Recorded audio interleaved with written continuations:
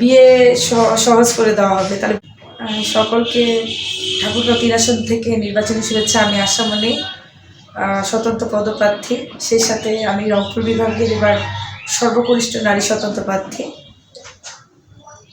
তো আসলে আমার একটা নিউজ ভাইরাল হয়েছে, অনেকে সবার মুখে মুখে জল্পনা কল্পনা, সবাই আমাকে ওই নিউজ ভাইরাল হওয়ার পরে সবাই খালি প্রশ্ন করছে, ম্যাডাম আসলে আপনি এমন একটা কথা বলেছেন যেটা আসলে আমাদের তরুণদের মনে অনেক আশা জাগিয়েছে।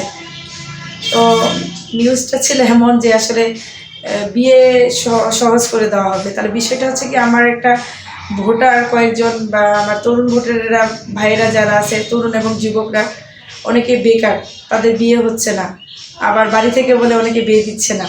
তারপর আমরা জিজ্ঞেস করছে যে আপু আমাদের এটা ব্যবস্থা সহজ করে দিলে খুব ভালো হতো।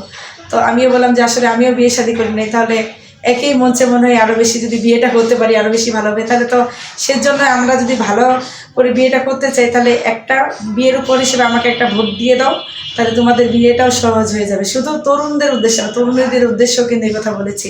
স্বামীও ভালো পাবা অথবা বউও ভালো পাবা।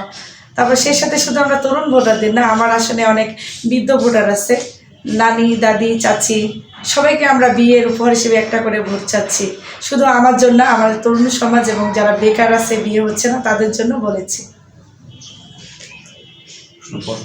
তারপর আপনার নির্বাচনী প্রচারণা কেমন চলছে? আপনি কেমন সাড়া পাচ্ছেন? বিশেষ করে তরুণ ভোটারদের ক্ষেত্রে আপনি সাড়াটা কীভাবে পাচ্ছেন?